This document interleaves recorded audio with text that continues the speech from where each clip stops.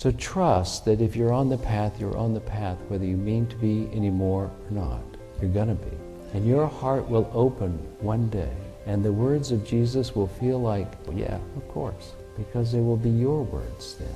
It will be your experience. And in that moment, when your heart opens, and as I said, it will be one of these things, in that moment you'll have that very thing you were looking for. Completion that all these lower chakras were hoping for. The fulfillment of life in that moment. That is following the teachings of Jesus. Have faith. Today we're going to talk about following the teachings of Jesus, and I'm going to draw a lot, actually, oddly enough, on Ram Dass. Ram Dass has made many things that you can review online, and one of the things I was listening to was his description of the chakra system. And really impressive how clear he could make it sound.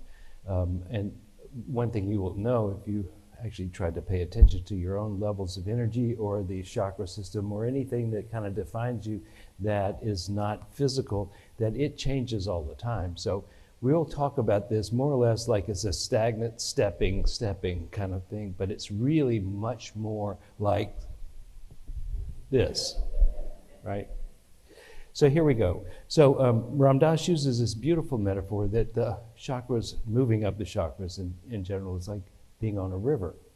And you're on a river, and the first place you come to is a jungle, and that jungle is your first chakra. And there, you're really concerned, majority of your time is concerned with survival, self-protection, getting enough to eat, being healthy, all that sort of stuff. First chakra is the jungle. And then the boat moves along to the Riviera.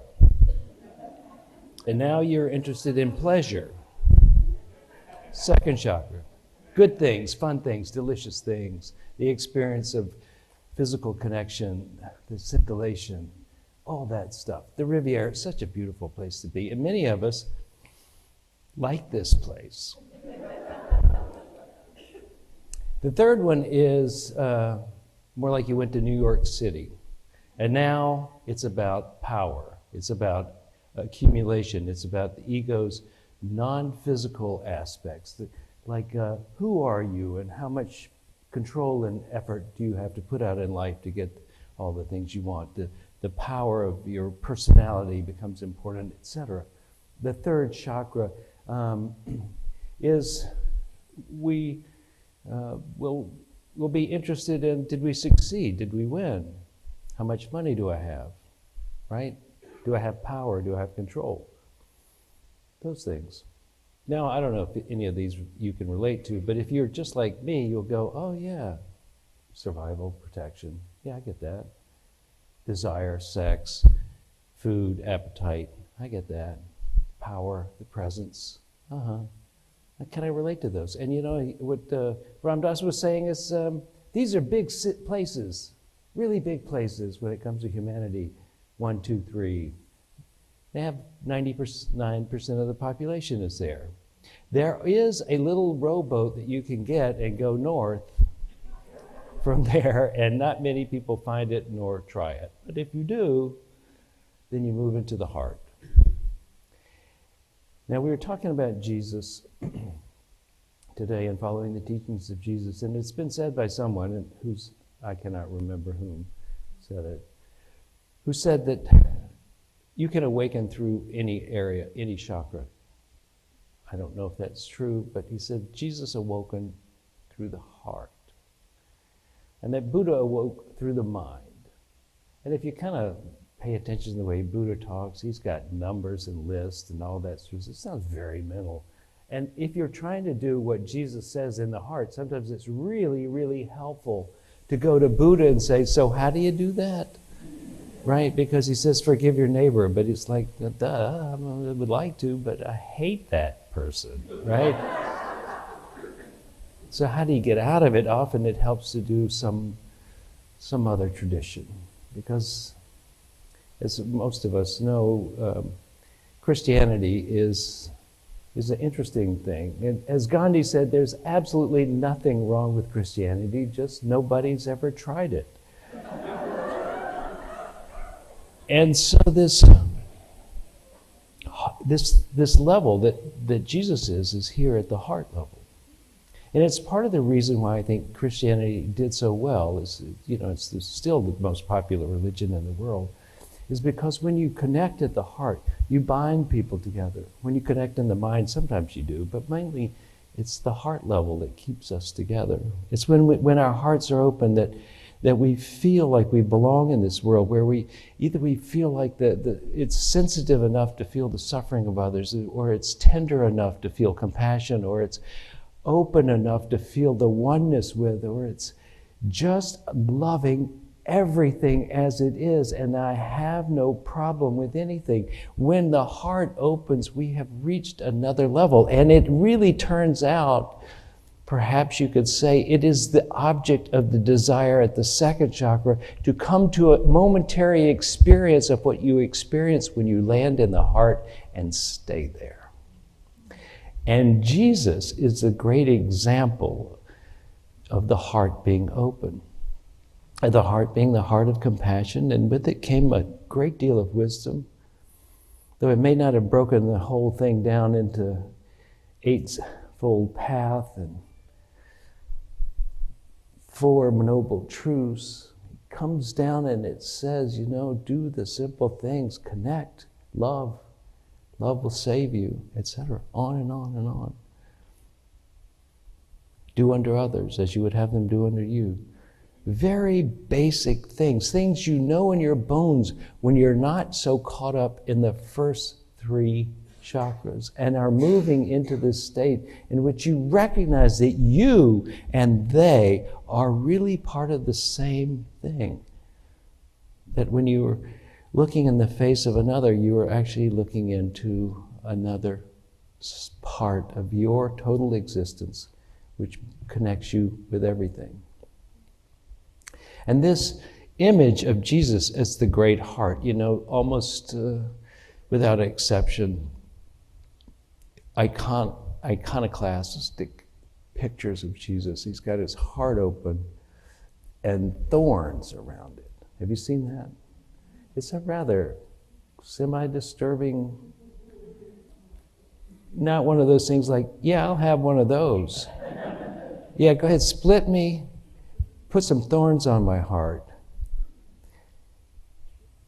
But those of you who have had your hearts open know exactly what that means. It means when your heart is open, you are tender. And it is said that when the heart is open, a feather hurts.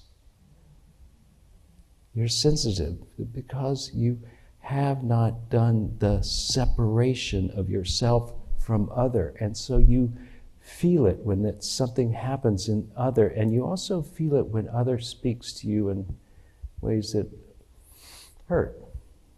You can feel it, and you're not protected. And when you don't protect yourself, sometimes it really hurts. And if you love someone, I say this, not even tongue-in-cheek, to love is to lose. Because either you will be the first to go, or they will. One way or the other. And so there is loss, and the heart does suffer. But it's a bargain with doing, is what I believe. It is a bargain worth having your heart open and being vulnerable to life in all its beauty and essence. Think of how beautiful you have seen nature at times, and imagine if you had not let your heart open to that, you probably wouldn't fight to protect it either. It would just be something out there. And because you love it, you give your heart to it. And John Muir was said to have tried so hard to save the Tuolumne Valley, which was the equivalent of Yosemite Valley, the one just north of there. Had the same rocks and trees and structure, that when they flooded it, he died of a broken heart. Because he loved.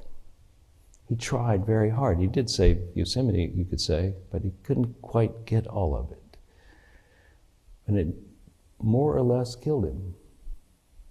But he gave his life because he loved. Really? Wasn't it true? That's why we have you been to Yosemite? Would you not think it worth dying for? And so it is. Now, how do you get to, so this is like the Christian ideal, is to be an open heart, to be a Jesus-like figure, one that is filled with compassion and sees one's neighbor as oneself, one who knows how to say on the cross, Father, forgive them, for they know not what they do. This is our ideal in this culture. And to sort of follow Jesus' practices is to somehow get into the heart, because a very interesting thing is that when you're not in the heart and you're one of these, your purity of motive, not really there. Because you're still seeking pleasure, protection, or power to some degree. Like, I want to be a good person. It's why when people who volunteer from a place of power, is they leave the person they have helped feeling less than rather than equal to. And it's like when you date someone and you say, I love you. What can I do for you so you can do something for me? Right? And you try to do good. You try to have a good attitude so you won't get hurt.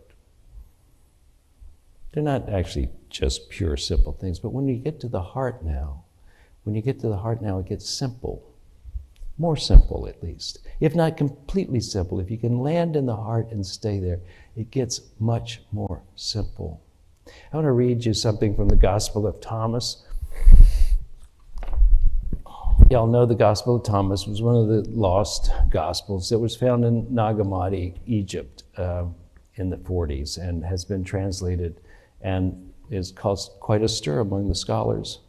And most of us have heard about it, but never read it. But here's something it said. And it says many things that are in the regular canon of the New Testament, but it says some things that don't. And this was in the New Testament already, but listen to this, how he says it.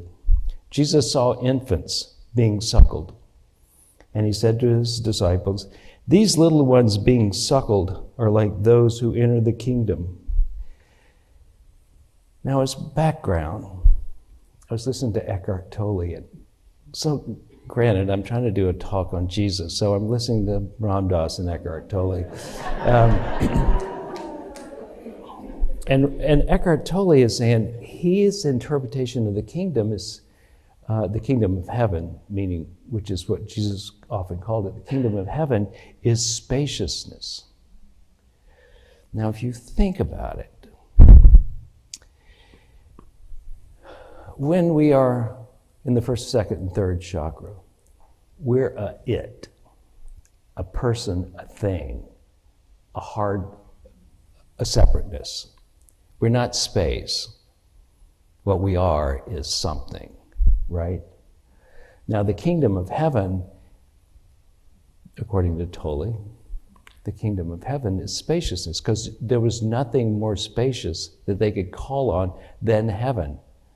And the kingdom is more like a state of being. It's not so much a place. So it's a spacious state of being, the kingdom of heaven. Seek ye first the kingdom of heaven. All things will be added to you. Seek spaciousness. And in those of you who have done meditations, it was basically you didn't go like, what is my breath doing, but how far out can I extend myself? If you have done that, you will know that you can flip from being an it or an I into being the space itself. You can be spaciousness. And if you seek spaciousness, within that, it's easy to accept almost anything. Your level of acceptance really changes, because now you're not identified as the one of the actors in the play, but you're identifying with the play itself. Make sense? And this spaciousness is really a beginning of wisdom in some sense. Seek ye first wisdom, as it said. Seek first wisdom, seek spaciousness, see the context, see the area in which there's freedom.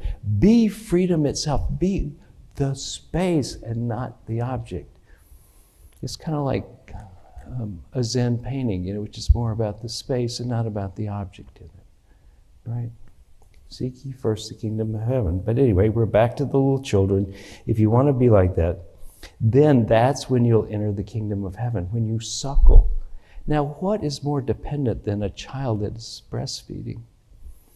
It's soft, it's tender. Well, sometimes it's not, but it's a tender moment. And there is an open-heartedness, a mutuality between the mother and the child. There's a necessity, really, of each. That the mother becomes the mother by the child being there. The milk is produced because there's demand.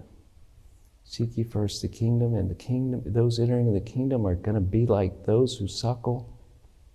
Then we will enter the kingdom like these little ones, as disciples said.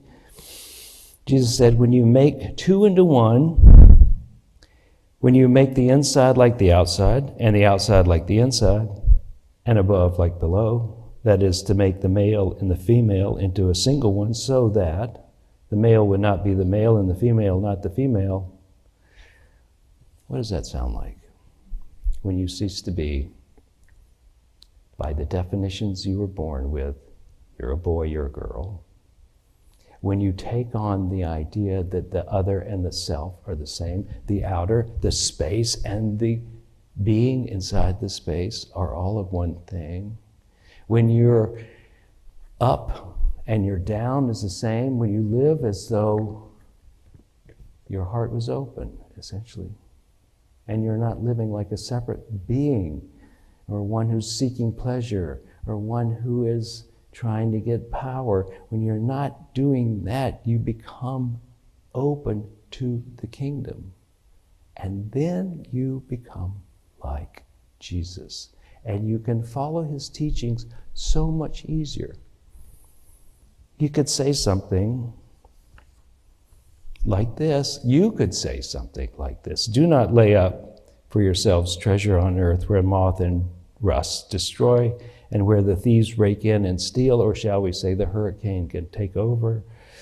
But lay up for yourselves treasures in heaven, spaciousness, where neither moth nor rust destroys and where thieves do not break in and steal.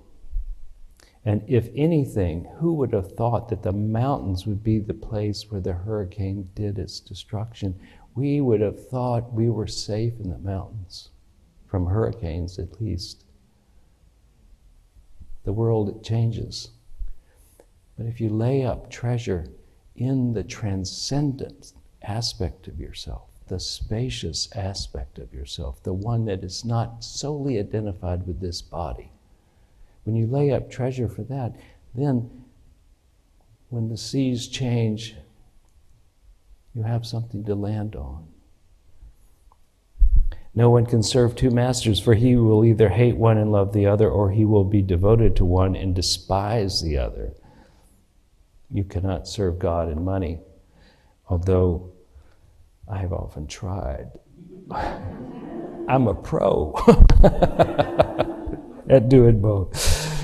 Don't worry about tomorrow, for tomorrow will worry about itself. Each day has enough trouble laid in it. True enough. So how to get to the heart? Let me talk about the problem with motivation. When we identify as an individual, as this I, especially this body I, when we identify with that, as I said before, you will have conflicting, complicated motivations. So that when you say, should I fast? Your fasting will be done from the person. I need a metaphor here, but I'm missing it. I don't know what the metaphor is, but for what you are when you're in the three chakras, what would that be? Like we'd call like your normal self. So when you're in your normal self and you go to do fasting, you do it so that you will either be healthy, attractive, or gain some power. right? And when you pray from your normal self, you'll be doing it so that you will be healthy, attractive, or power, right? Do you know? Can you see that? You can, when you give money to the poor, it will so that you'll feel good and powerful about yourself. Does that make sense? Or when you say, I love you, are you really, is it really love you or is it love you, right? And so your motivations will be different and your spiritual practice will be tainted, so to speak, by all that. But that's just the way it is. And there's nothing you can do about it when you're in those three different levels. And when you're in the three levels, how do you get to the fourth level if you can't have a pure intention, right? You just hope for the best. So you do try to follow Jesus' words, but you also should recognize that there is a complexity to your desire. Does that make sense? And bringing your awareness to that complexity is the beginning of it dissolving. Because when you're not even aware that you're complex about that, then what you have is this, I don't know.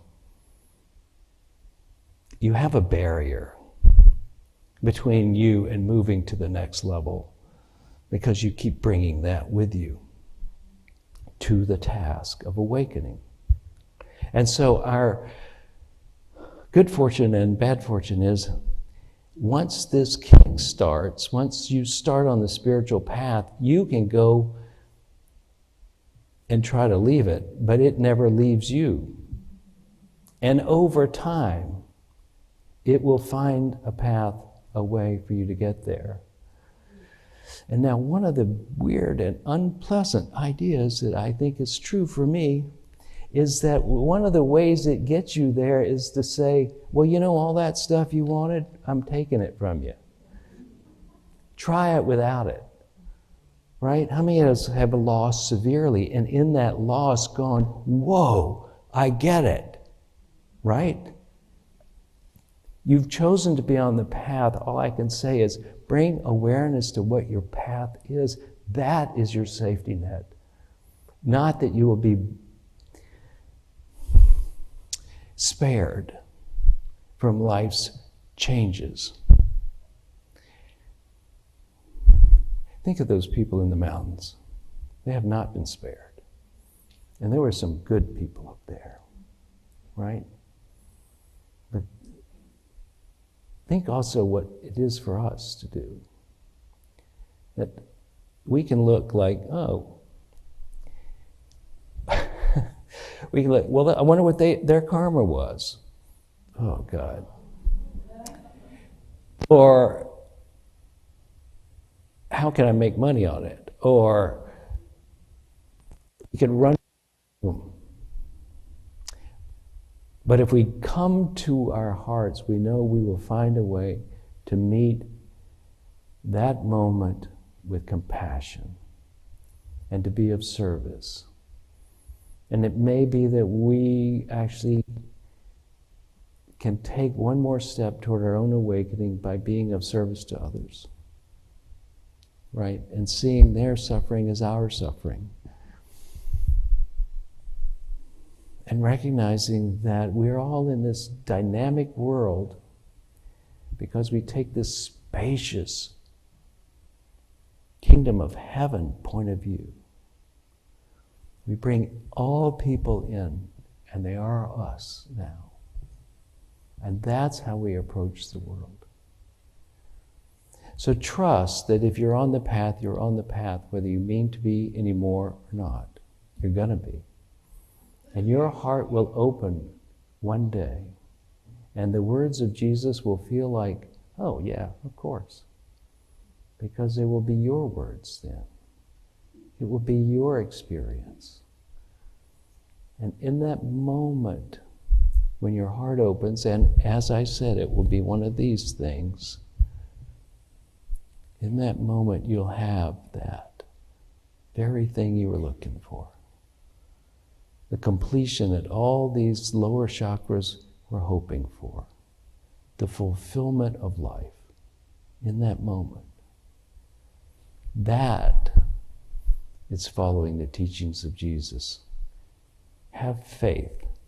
This process is in effect, and you won't make it happen, but it will happen.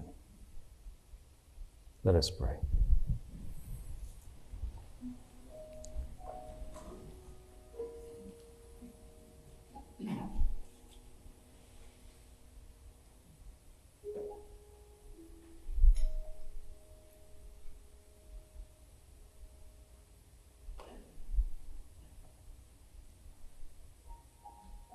Start with yourself, and then spread your awareness out so that you begin to take in the whole room as though you were and are the whole room.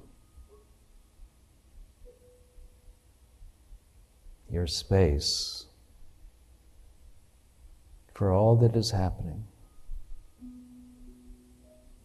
for that which is pleasurable and unpleasurable, that which seems as other and that which seems as self, your space for that. And trust. Deep faith is knowing the nature of reality so that you can trust. It is pulling you forward and upward. It is suckling you. It is bringing you home. It has you in its arms.